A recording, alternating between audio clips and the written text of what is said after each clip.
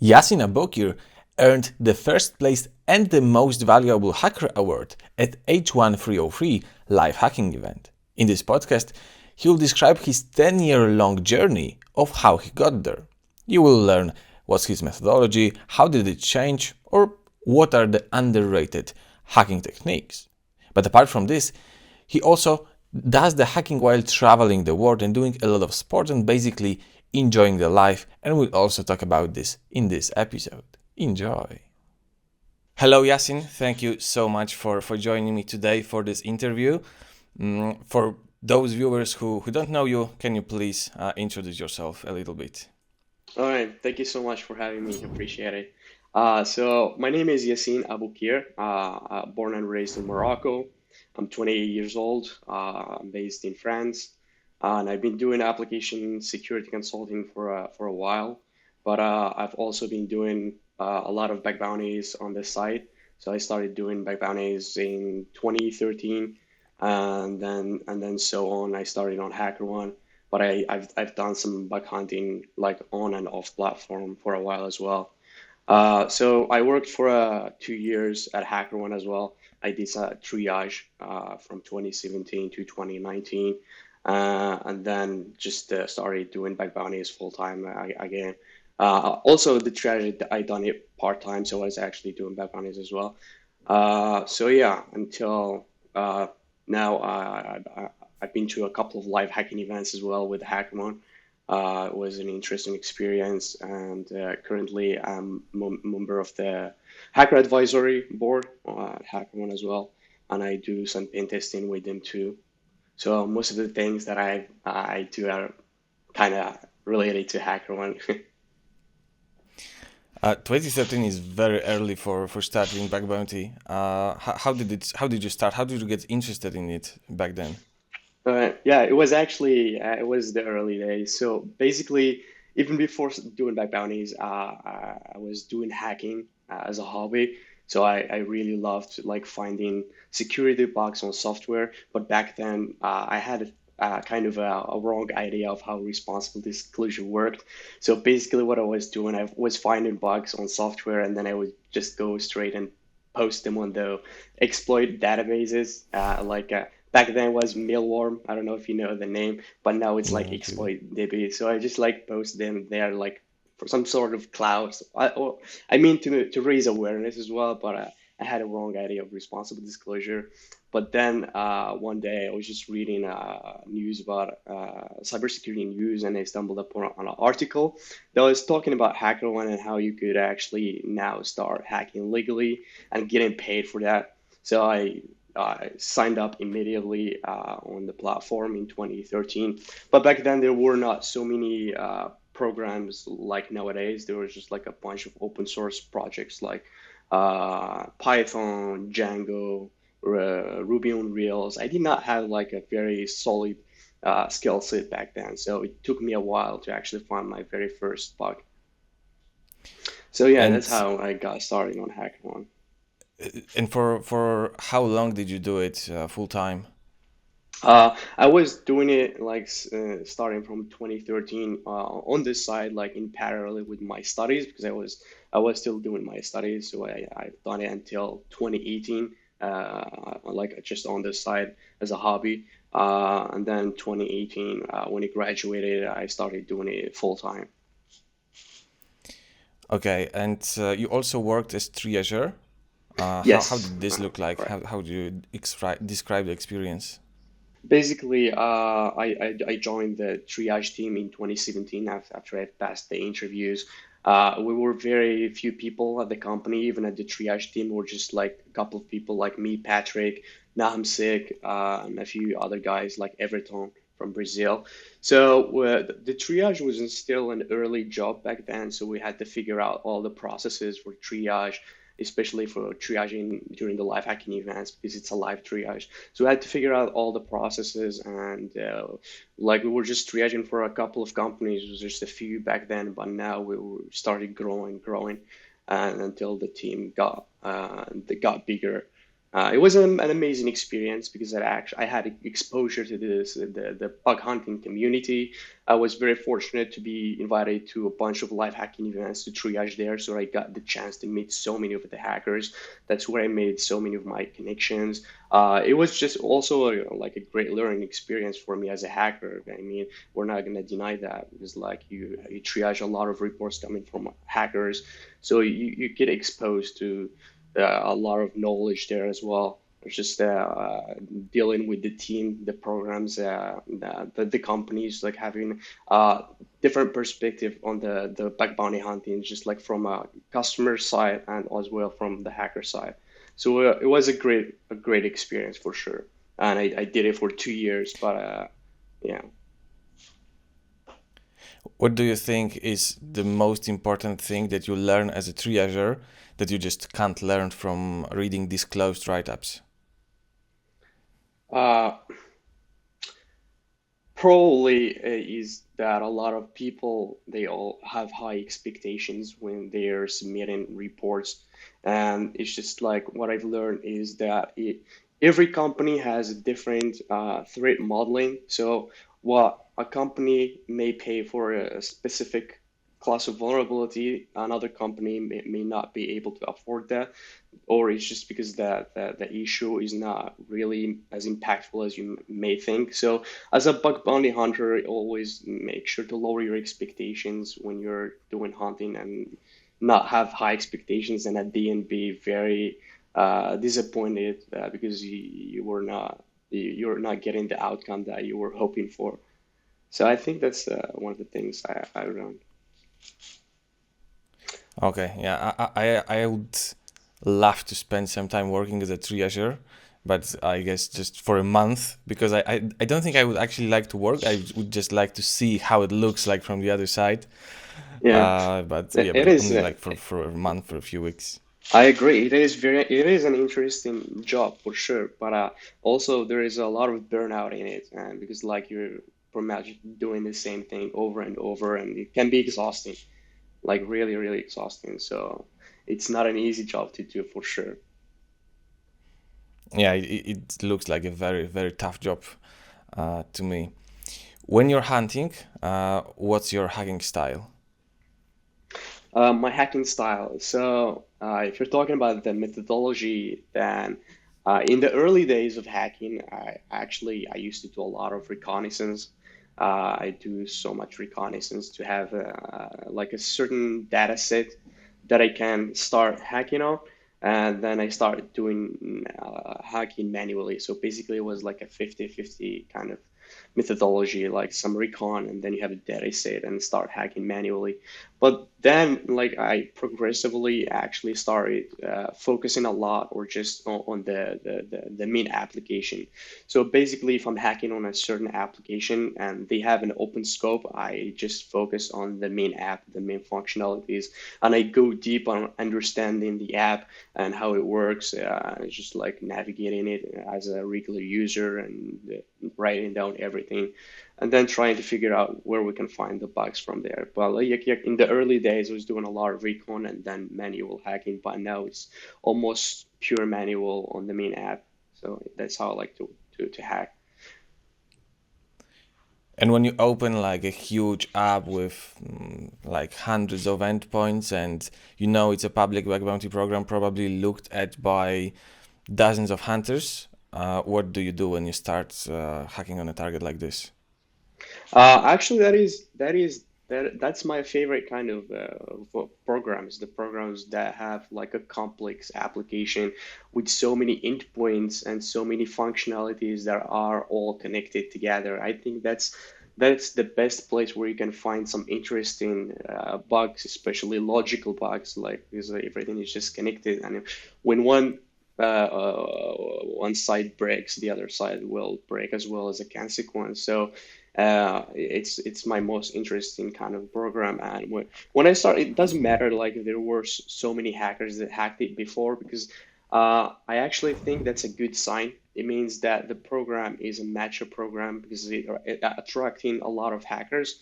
So it has a good hacker engagement. So it's a good thing. For example, if we look at PayPal, there are so many resolved bugs. There are so many hackers found bugs on PayPal. But still, I've hacked on PayPal in the past months. I still managed to find many bugs on the application. So it doesn't really matter if there were hackers that hacked it before, because like the big programs like PayPal, for example, they always have mini code changes. They push code on a daily basis, like building up functionalities every day. So there will always be bugs to be found. So what I personally do is just say open the app immediately and just start intercepting traffic and just start like browsing the application as a regular user, making sure I'm very familiar with each part of the application so I can have a better visualization of the attack surface. And then and then from there I can decide which functionality is attracting my attention, if I get any interesting leads or something that I think will be worth looking into. So I just start from there and hack one functionality by the other. So I look at the functionality. I just think what kind of vulnerabilities will be applicable to this functionality, what kind of vulnerabilities that I can test against, and I go from there. Do you prefer client-side or server-side bugs, or you just don't care? You look at functionality and you look for whatever you can find I there. I do a balance of both actually. I like finding client-side bugs just as much as I enjoy finding server-side bugs. So basically, as I mentioned, when I'm testing, I don't just go and look for certain type of bugs or certain class of vulnerabilities. I just go functionality by functionality and see what kind of bugs will apply to it, either client side or server side, doesn't matter. I think that's been helpful, and that's one of the advantages of my methodology, I guess, so I don't miss out on other bugs. So basically, I try to focus on the high severity bugs, basically, but like on the while hunting, I might stumble upon a medium, a low severity, and if it's worth it, I will definitely submit it as well. So just go with the mindset that you're gonna look for high severity bugs because they pay more. But then if I stumble upon any medium, I would definitely submit them as well. Okay, and what tools do you use? And if you use Burp, please mention some Burp extensions. Yes, I'm mainly because as I mentioned, I used to do a lot of recon and automation, but now that I am focusing more on the app, I mainly just use Burp Suite. So I use Burp Suite, and for the extensions, I use the Turbo Intruder for the race condition kind of vulnerabilities. I use Authorize. It's an amazing extension. I used it this for privilege and access control issues. It just saves you a lot of time. I use pattern miner. It's one of my favorite as well because I love to enumerate for hidden params and headers as well. So pattern miner, I use it a lot. And what else? I think that's basically it. I use the active scan plus plus as well sometimes. It's a good scanner. And there is the extension that appends a bunch of random headers on the request. I forgot the name. I use that one very well as well. When you're browsing, it just Okay. appends a bunch of random headers and checks the behavior of the page. I forget the name, but I use that extension as well. So I use InMap as well for port scanning. And there are times when I do some recon for sure. So I would use EMAS for subdomain enumerations. I use the tool from Corbin Gao to find all the endpoints. And this is actually, I love that tool. I use it most of the time. It's even if you're hacking on the main app because you want to find all the endpoints, the API endpoints, all the other index stuff. So it helps a lot. So InMap, Go, I use HTTPX to find the metadata, the title, the server, the status, and data like that. So yeah, and shout out to Do you have better? Project Discovery. Yeah, They have amazing yeah, yeah. Of tools. I just course, want to give them a awesome shout out. tools. Yeah, sure. Do you have better results now that you don't do recon? Uh, Not better results, but actually, I mean better payouts. That's how I would put it. Like before, when I was doing a lot of frequent, it's just a bunch. I find a lot of medium and low vulnerabilities, but now that I started focusing on the main app, I actually noticed that the payouts are far bigger because like the companies mostly appreciate when you hack on the main app because they're more interested or in you to find bugs that affects their customers there. But then when you do a lot of recon, it's just like a bunch of outdated assets, maybe subdomain takeovers, excesses on uninteresting subdomains where there is basically no impact. But like when you focus on the main app, there is always impact. There's always a security impact that you know will matter to the company. So I noticed the better payouts, to say the least. Okay, what do you think is a back or a technique or maybe a tool that you think people undervalue? A tool or a technique? Yeah. I definitely say fuzzing, like fuzzing all the inputs, whether it's like a header or just like a typical input, just like try all kind of characters or kind of Unicode characters and start fuzzing for all kind of stuff. So I think fuzzing because like you're pushing the application to behave in a certain unexpected way, and then they always get some sort of information from that behavior. So fuzz all the things, I would say. What words do you use for this? Basically for fuzzing, I use Intruder. I use the turbo with a bunch of word lists. So that will do it if you're doing the web application hacking, for sure, of course.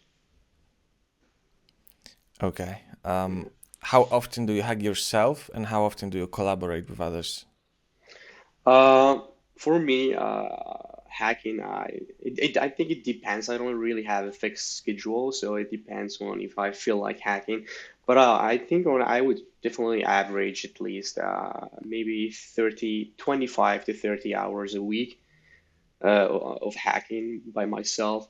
And I do collaborate as well. It depends sometimes when there are many times when friends of mine, people that I know, they would reach out with a certain lead, something they're working on, and they're either trying to escalate it or they just want to investigate it, what's happening. So they would just reach out to me, or I do the same as well when I know that I'm working on something that is not within my skill set. I reach out to people that I know are good at that. So I do collaborate occasionally as well. I like collaboration.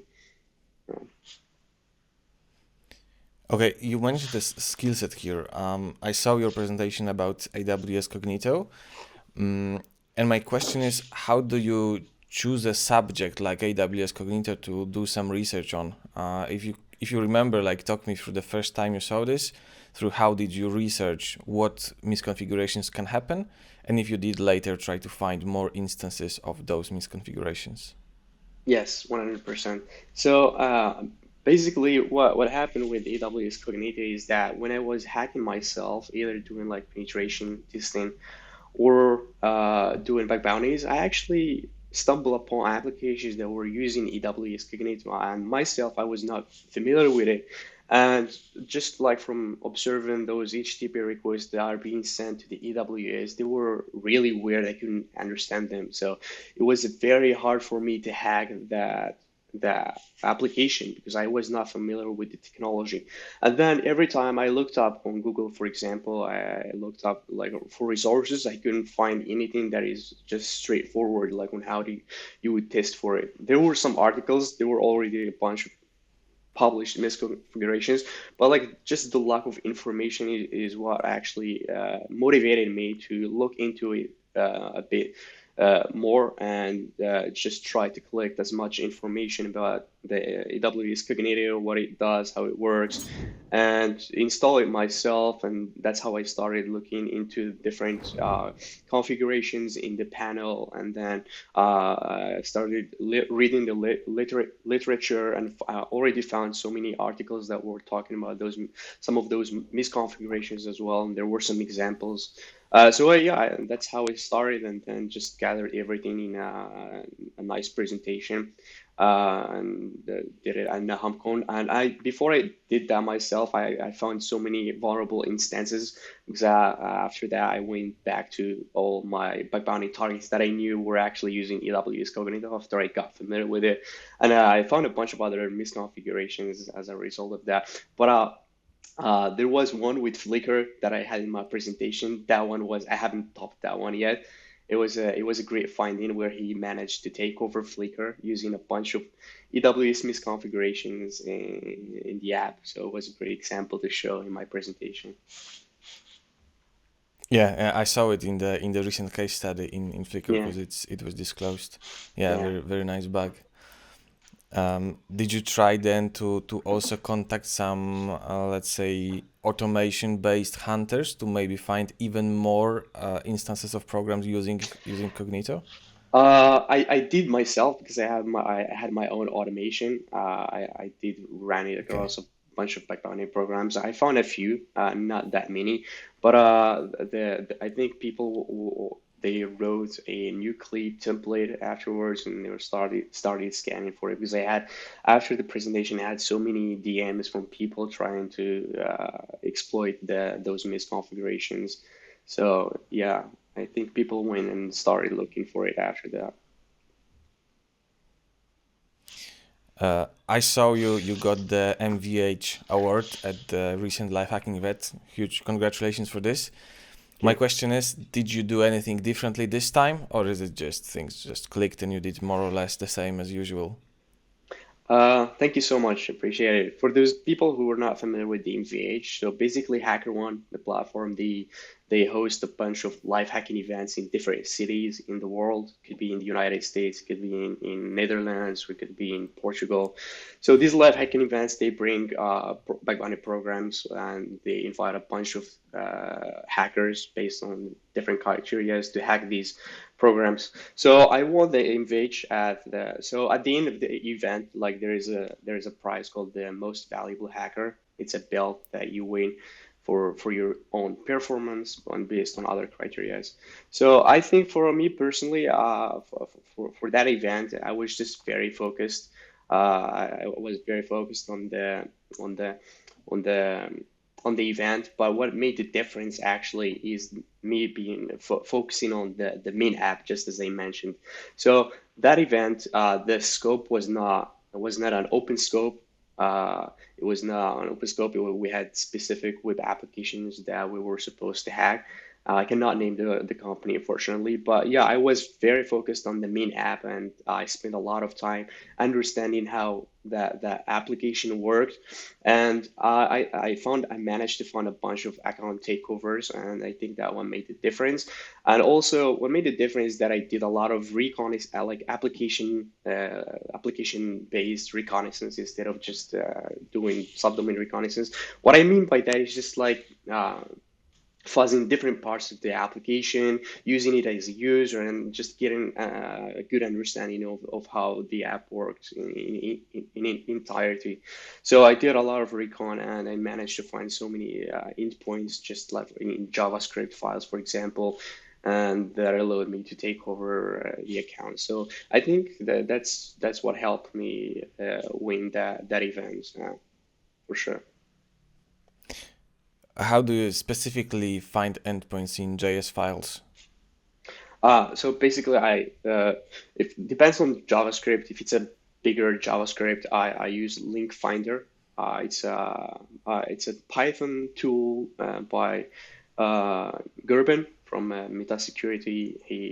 It's a really good tool that helps you extract all those endpoints from the JavaScript. But sometimes I do manually go over the JavaScript myself, so I do not miss anything. Because apart from the endpoints, it could be hard-coded credentials. There could be like some client-side bugs like post-message excesses or post-message misconfiguration that may lead to a leak or something like that. So there are some other things that you might find in JavaScript files apart from the endpoints.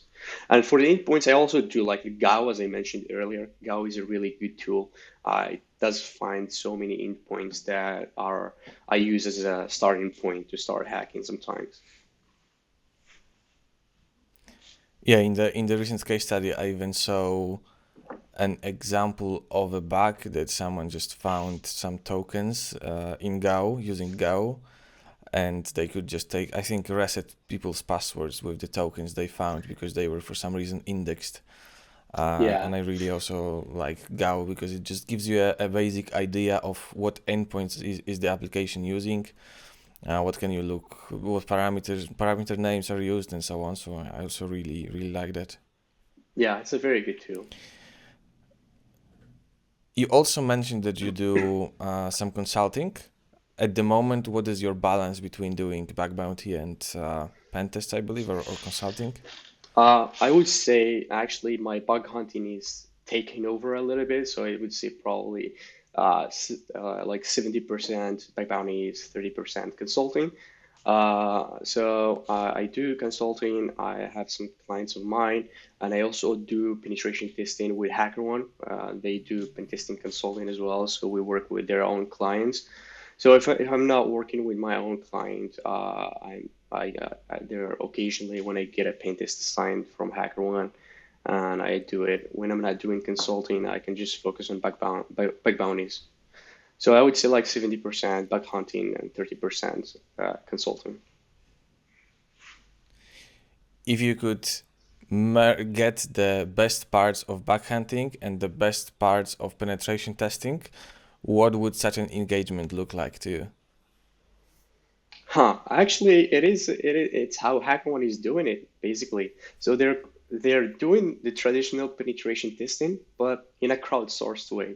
So it's just like the best part of the bug bounties, which is like you're bringing different skill set, different hacking methodologies to the table, and you also it's a cost effective solution for companies, and you bring in the traditional part of the pen testing, which is like you're not as a bug hunter, you're not only focusing on finding high end grades, but you can also find some informatives and low severity bugs, and just point out different areas where the company could do better or could secure itself. So it doesn't necessarily have to be just finding criticals.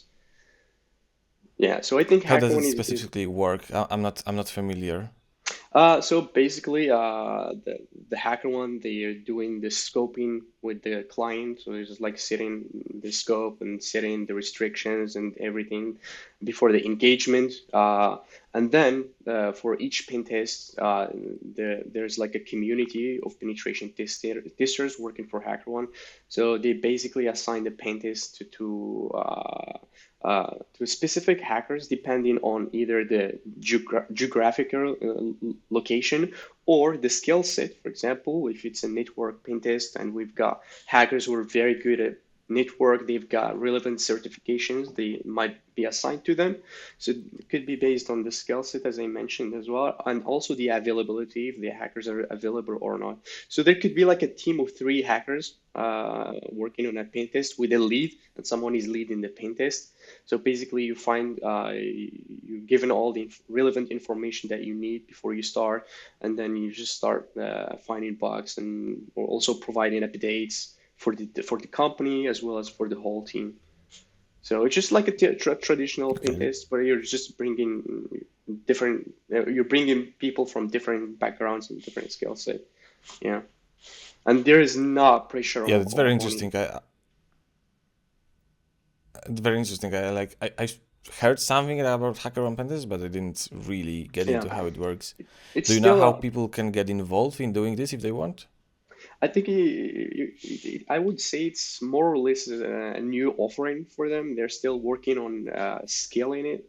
So basically now it's an exclusive community. I think a lot of people were onboarded based on their skill set and based on if they had an experience before.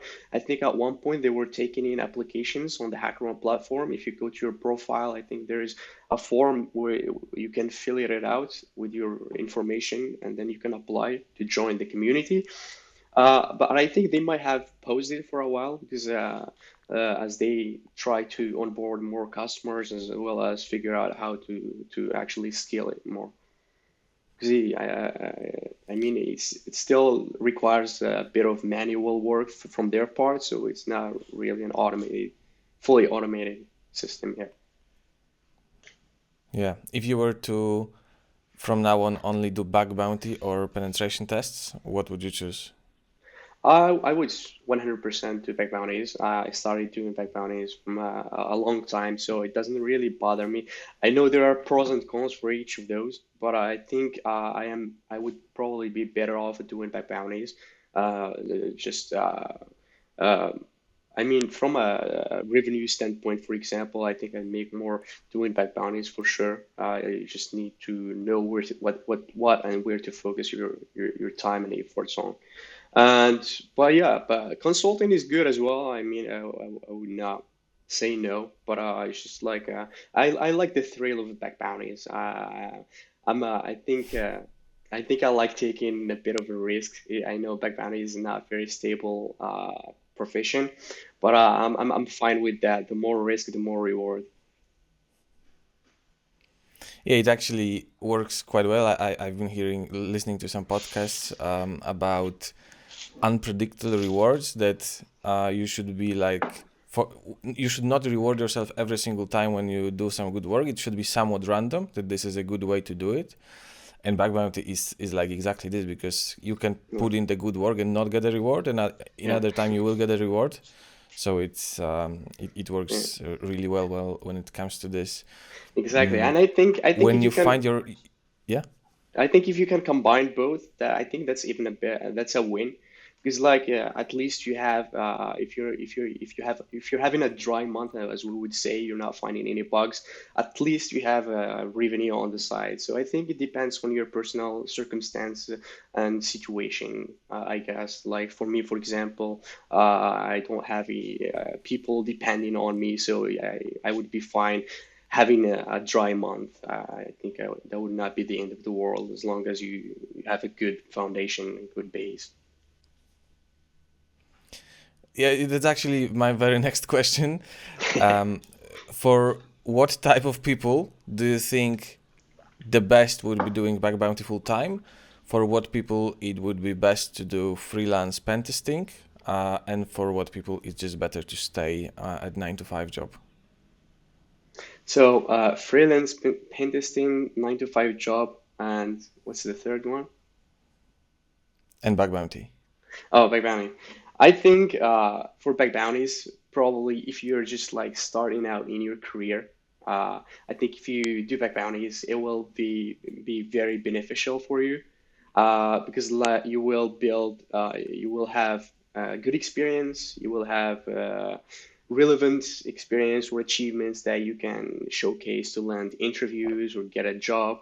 Also, it will give you some money on the side to do whatever you want, like finance your studies or do whatever.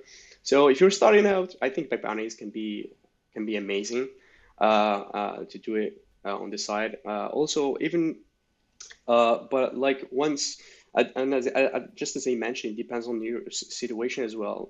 So if you're already into your career as a penetration tester, for example, for example, you have people depending on you, either you're married or have kids. I don't think back bounty could be the best route as a starting point. I think you might be I mean, better off if you actually do some full-time job on the side and do back bounties when you have some spare time. I think that would be a good win.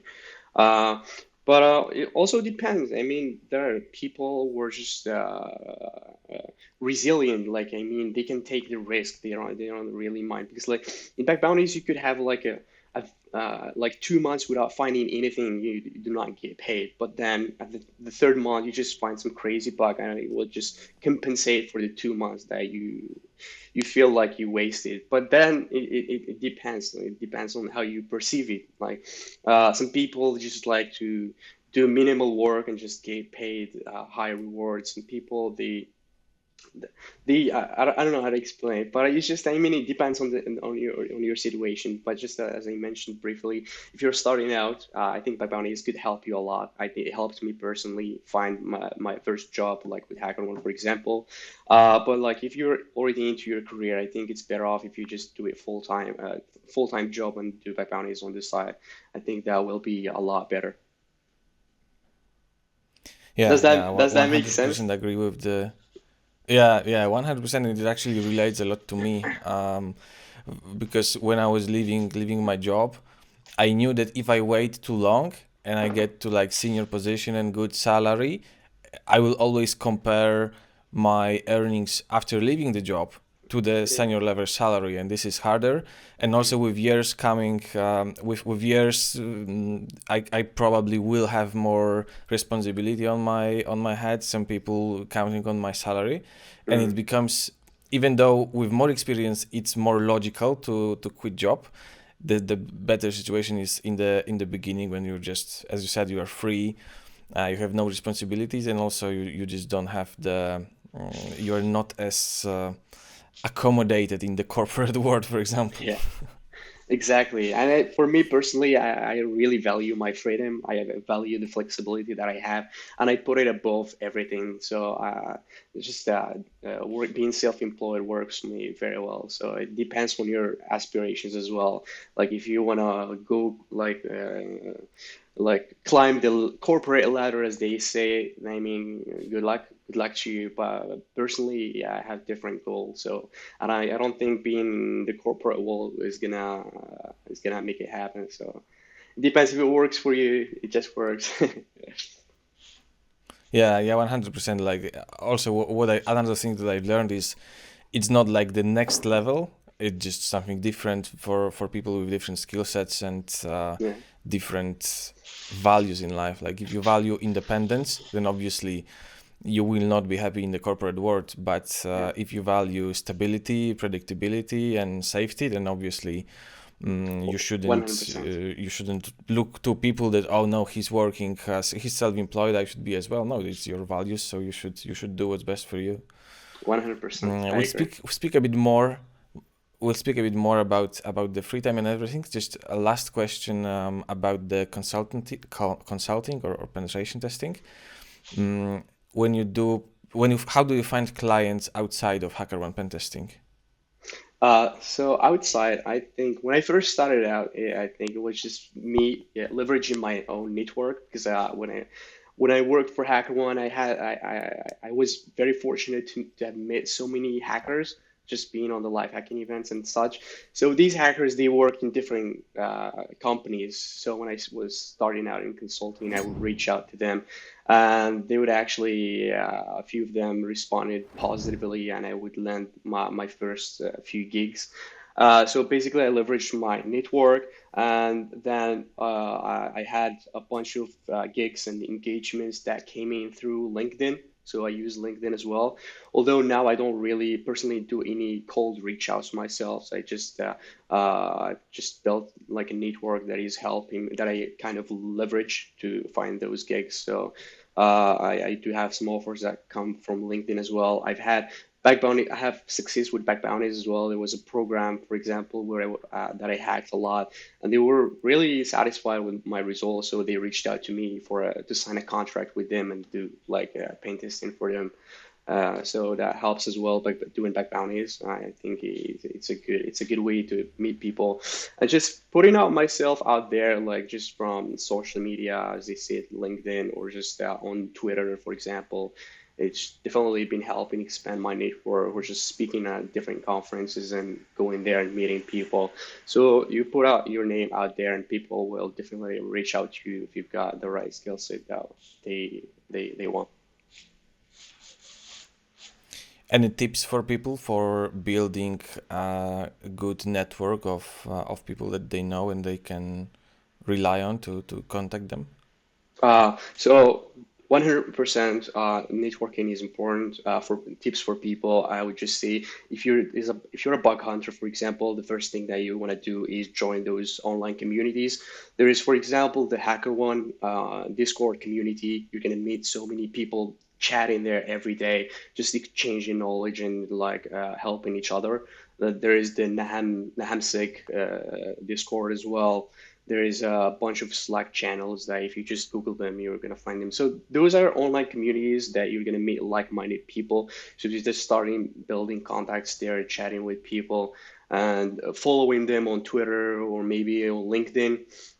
Just make sure you give like importance to some social media networks like LinkedIn as as as as bad as it looks for some people, it's actually important to build your profile there and follow relevant people in industry and just putting yourself out there.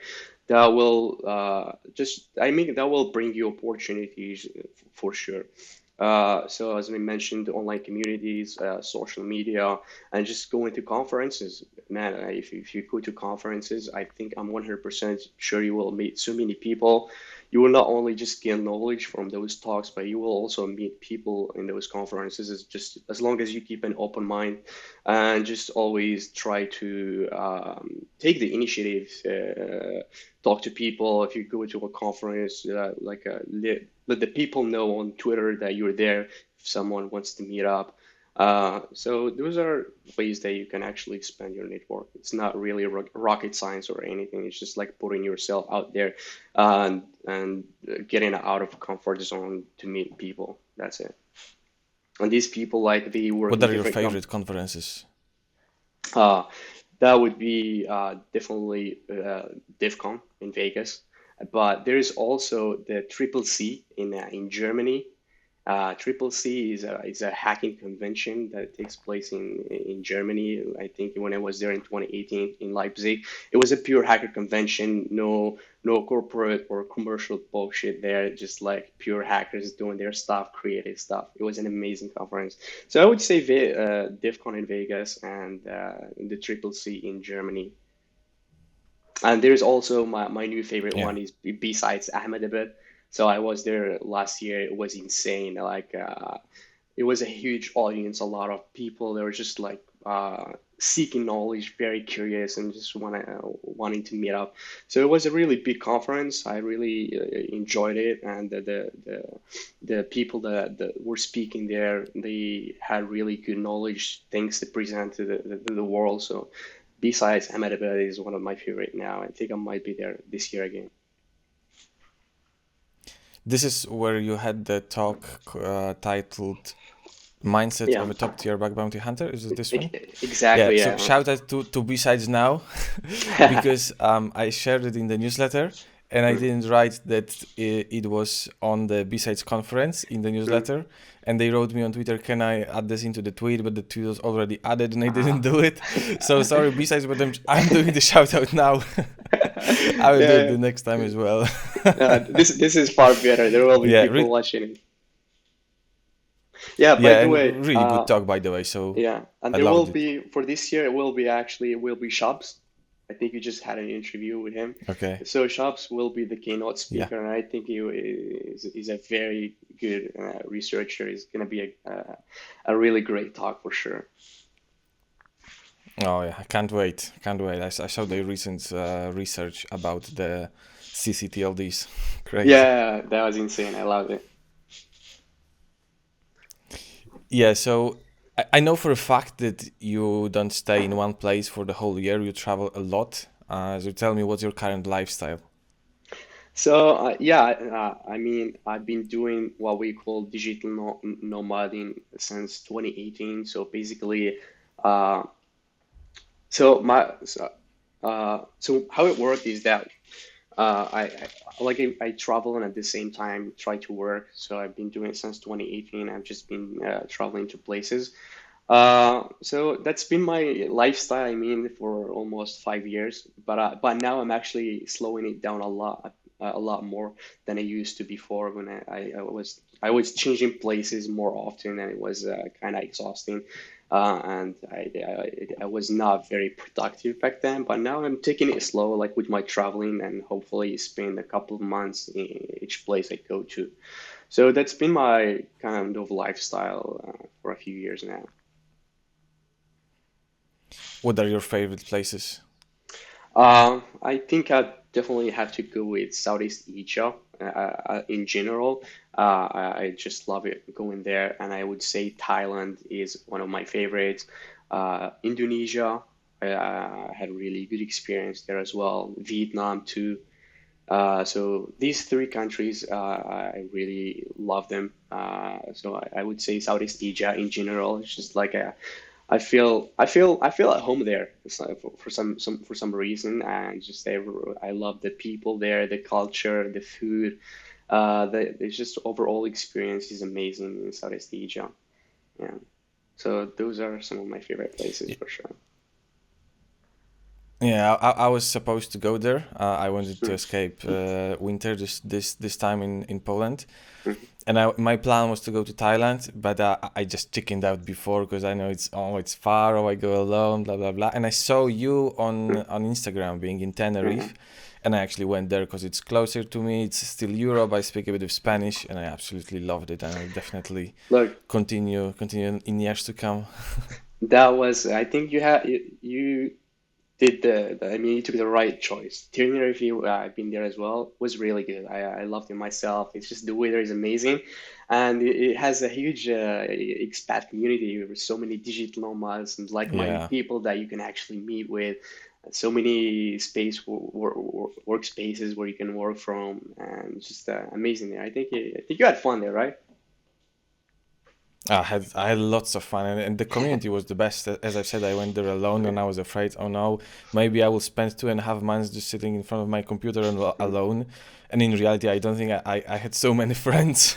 I would be in touch so often It was completely the opposite, and that's what I'm telling people. You just get out of your comfort zone and just like face your fears and go check what's out there in the world. Just go. You never know what you're gonna experience. So you were afraid in the beginning, but just then you went and you had an yeah. extraordinary experience, I would assume.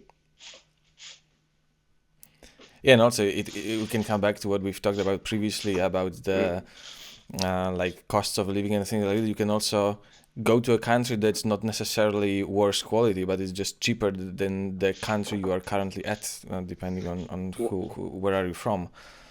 Because if, if 100%. if if I'm if I'm not mistaken, I think I'm not, the Thailand or Indonesia is just cheaper than Europe mostly, right? 100%. Actually, Southeast Asia is cheaper than Europe. That's 100% correct. And the thing is that in those places, for example, you can actually feel the value of the dollar that you spend. For example, in Bali, if I spend 600 $6, for example, for a breakfast, I would get the best quality breakfast there.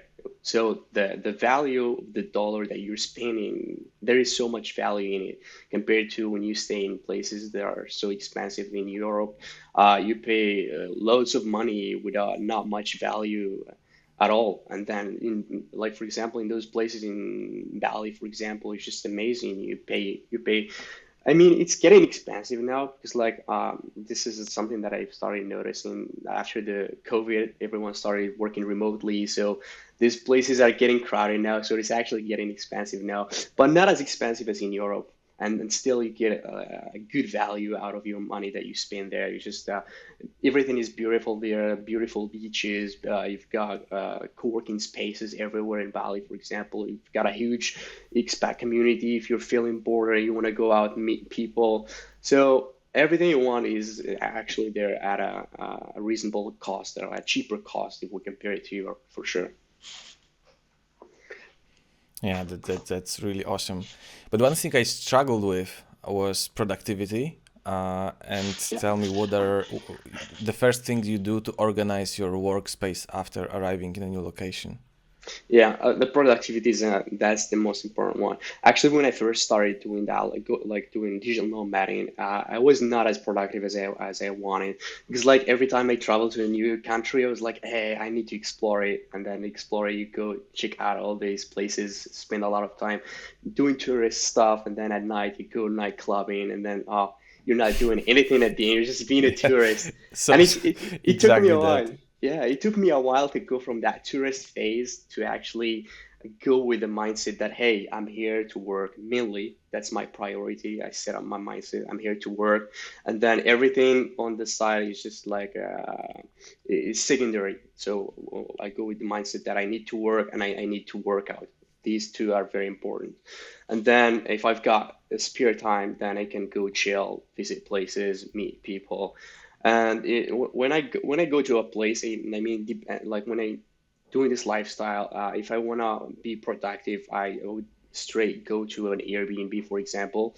So I get my own privacy and I make sure there is a good Wi-Fi there, like a fiber optic Wi-Fi that will not be interrupting, and I make sure there is a disk where I can work myself, and or just if I don't have like a decent Airbnb, I make sure to look up if there are co-working spaces in the city that I'm going to beforehand so that I can just go work straight there, especially if I'm having meetings with my clients. You need to apply a place that is quiet and where you can get things done, so you need to do research beforehand, or just look for if there are some cafes where you can work from and they're tolerate people with laptops, because not all cafes can just let you work there all day. So you need to do some research before you go to that place, and just make sure to stick to the regular schedule. Like you make sure you wake up in the morning, grab your breakfast, and go straight to work. It would be preferable if you actually go to a working space because you put yourself in the work mindset instead of you just stay at home. It can be confusing a bit.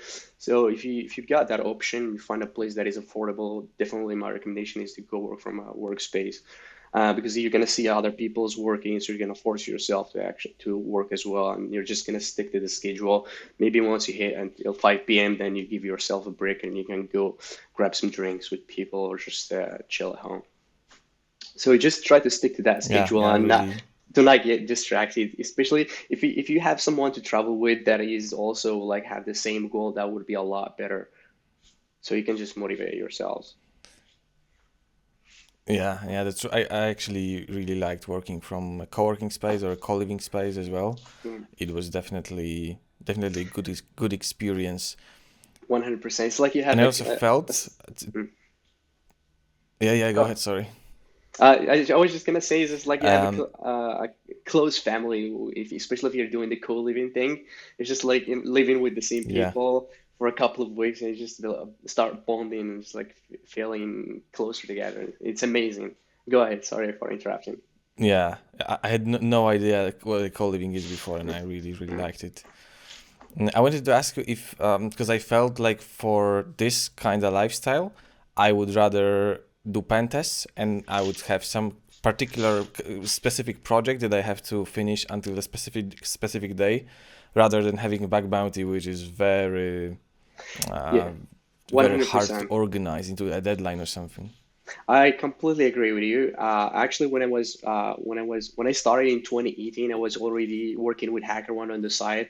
For me, that was helpful because I could just do my work with HackerOne and not have to care that much for finding bugs. But I was also doing bug bounties on the side as well, so that helped a bit. And I completely agree that if you're gonna do this lifestyle, it's much better to have something that you can rely on because like when you're traveling, you have so many expenses. There's just piling up, and there are some unexpected expenses sometimes, just like a flight getting canceled, the hotel, just with the raising prices in hotels, and there are so many unexpected expenses. So it's much better for your mental health to just have something that you can rely on for some revenue, and then you can always do web brownies. But I mean, if you've got the right, if you've got the skill set, you know yourself, you're good. You could go by without finding anything for a month, and then you're gonna find that one good bug that will pay for your expense. I think that's fine as well. So it depends on the person, but I think it would be preferable if you have something you can rely on for sure, 100%. What's your hardware setup? And I'm mostly interested in if you use an external screen. No, this is something that people actually think funny about me because I always use my MacBook laptop. I don't use any external monitors. I just actually recently last year I bought my very first monitor. And because I'm traveling, I left it at home, so I barely use it. Only when I go back to visit. But like for all these years, I just use my small MacBook laptop. No crazy external monitors or anything. It works for me. I mean, I do feel like I would be a bit more productive if I use an external screen sometimes. But it also does not bother me that much, and it's not gonna make that huge difference. But I think it's definitely can like more convenient when you have a screen on the side that you can use. But yeah, for all these years, I've only used my small laptop. At one point, I had a 13 So pouce laptop. Now I have a what are 14 your one. tips for people for working with a single monitor?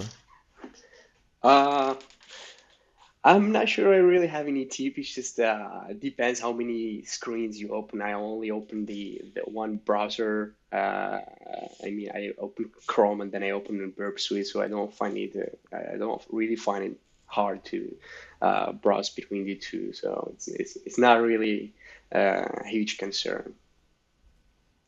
But it depends. But I would I assume also don't use. for someone like you, Yeah, might go need ahead. some for someone like you with the editing, with the other things that you're doing, it probably would need an external screen, right? Yeah, yeah. I also work quite a lot even if in my home right now I just have an ultra wide monitor plus the Mm, MacBook normal monitor, and I kind of work only on the ultra wide, and I've noticed that I just use the desktops a lot and I switch between them. And what I think is, unless you are actually doing something in one window and looking at the result in another window, I think you don't need external monitors to yeah. switch, because if you have like Burp open and the browser open, and you don't need to see at this literally at the same time both, I think you're One, just perfectly one, fine, because switching desktop is pretty much the same time as switching your eyes, and I get easily adjusted to this. But for editing, yes, there you need space. I don't think you need a lot of screens. You just need a big screen, and my 14-inch is not enough. yeah, 100%. I think if you can just adapt, I think it's possible. It's nothing crazy. Also, I just, for example, open two screens on my laptop and I just swipe between the two. Like I put my Burp Suite on the right window and my Chrome browser on the left. So I just sweep between the two, and makes it easier for me. Also, if you're traveling, there are some co-working spaces where you can rent the screen, for example. They do rent screens, monitors, so you can do that as well. Otherwise, I think I know some people they use a huge iPad, use their laptop and then iPad that works for them. Yeah. Yeah, I did rent some screens, and I think I just saw an ad of like foldable triple external screens that are like the size of a MacBook. But I haven't tested it. But I don't think I actually need this. Mm, another thing that I saw is, I actually wanted to see what are you up to on your Instagram, but I think you deleted one. What's your relationship with social media? Okay, I actually disabled it. I disabled it because I wanted to focus a bit on work and not have too many distractions. So my relationship with the social media, I think it's a healthy one, but I had to work to get there actually, because there were times where I was very addicted to social media. For example, like Facebook, I would post a lot there. And then I got rid of Facebook in 2020. I disabled it indefinitely. I never get there anymore. And then I kept my Instagram and Twitter. Twitter, I use it professionally. So Twitter has been very helpful, just building the community there and interacting with like-minded people. So I only exclusively use it to that and sometimes post some updates, just get some info there. So I use Twitter professionally. I use Instagram to post my travel adventures or travel pictures. I love Instagram because I use it as a it's just like book where I post all my past travels, and just like for a memory thing. Some people think that I'm trying to do the influencing thing, but I couldn't care about that. I love Instagram to post my stories there, and every time put like save them to the highlight, and I go back and just can check everything I've done in a trip, for example. So yeah, I use Instagram moderately. I don't scroll up and down or watch reels indefinitely. I just post a story and that's it. Yeah, and also I do some periods where I just stop using social media once and for all, like for a month or for 2 months. For example, this year I think I've done it a couple of months. Last year I stopped using social media for 3 months. These periods actually just help me detox from these things, as well as uh, just like get rid of distractions so I can focus a bit more on work and be productive in other areas of life. You know. Okay. You also posted when you when you were there, posted quite a lot of updates from the gym. How often Oh, do you do okay. sports, and what type of sports? I love sports a lot. So I do different kind of sports. I do running. I run half marathons. I do a lot of running actually, like 10Ks, 20K. I do weightlifting as well. Maybe 4 to 5 I do like 5 sessions or 6 sessions a week. I love hiking as well. I do trekking, just like hiking mountains for a couple of days. Surf skating as well. Currently, I'm trying to learn surfing, and that's one of the things that I was doing in Tenerife when I was there myself. So I love Tenerife because like you have the mountains, so I would go and run in the mountains and hike there, and then we have the ocean as Yeah. well. You can just go for surfing. I loved surfing there. Amazing and consistent waves. So I'm trying to learn surfing as well. And I do other stuff on the side. So I love sports, and I just feel like it helps me be a better person. So I'm doing it regularly, and I feel it has huge, amazing outcomes on my life. It just like changed my life for the best. Just like being in good shape, thinking clearly, having the mental clarity.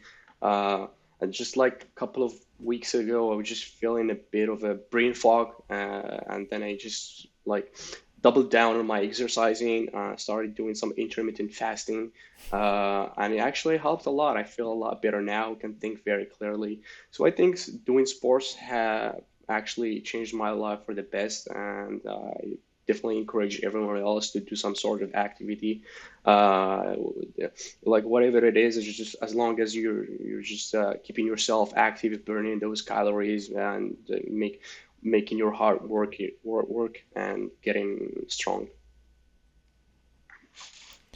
Could you recommend some specific activities for people that are listening to us? They maybe spend whole days in front of the computer and they Mhm. don't really move much and they would like to do something with their life, maybe lose some weight. What are some fun things they can do? Yes, I think there are so many activities that you can do that would actually fit your schedule or fit your budget. For example, if you don't feel like going to the gym, or you feel like if you go there, you'd be confused. The first thing you can just go out there, put on your shoes and just go run. Maybe run 3 kilometers. In the beginning, don't go hard on yourself. Just run at a very slow pace where you can maintain a conversation with someone else, and just like run for 3 kilometers. That's already something very good that you did, and then you can progressively increase the mileage over time.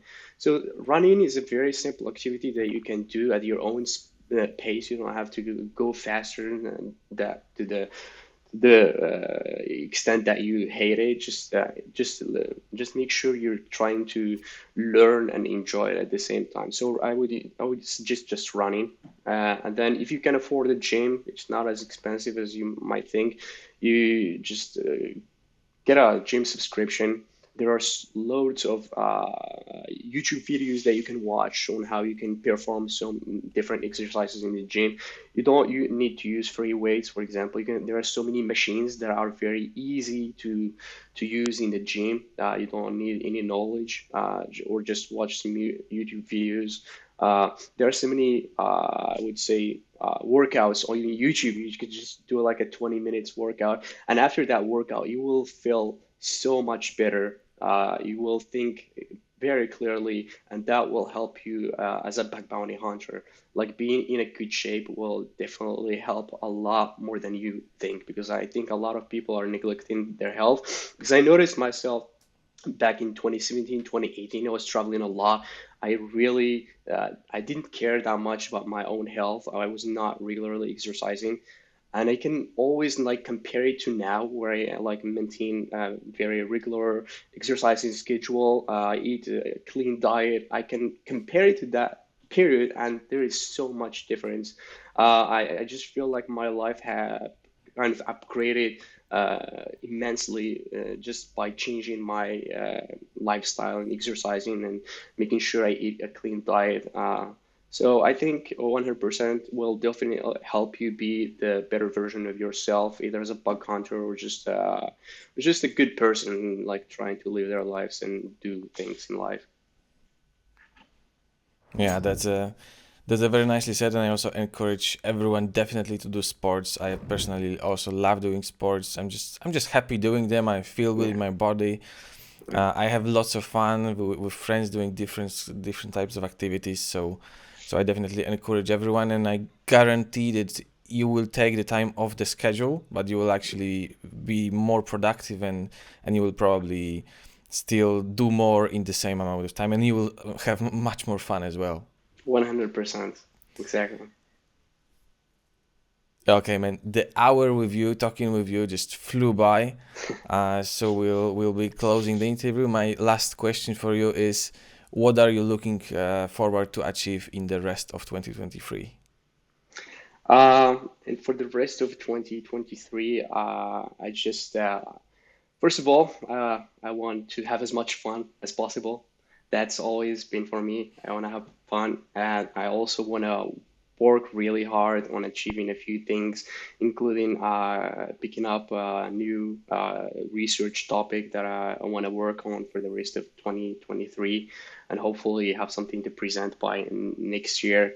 So I just want to have a good time, have fun, and grind it hard, and meet as many like-minded people as possible. And hopefully our paths will cross at some place, because you never know. Yeah, Yeah, I hope for it. I'm pretty sure it will happen at some point. 100%. And I wish you lots of luck with those plans. If people want to follow you, where do they go? They can find me on Twitter. My handle is at Yassine Aboukir. My first name, last name, basically. That's it. Thank you so much. Appreciate it. Awesome. We'll also link this in the description. Thank you so much for joining me today. Appreciate you. Thank you for having me. Hopefully next time. This is the place where normally I would recommend to you another episode of the podcast, because if you click another one, it boosts the algorithm. But I am not going to do this today. Today, I just want you to take one advice from this podcast that's relevant to you and do something about it straight away. If the fitness part is something about you, just put on your training shoes and just go for a run, just straight away. If the traveling is something you were planning but never got to doing, just go ahead and book a flight. Basically, just do something right now. For now, thank you for listening and goodbye.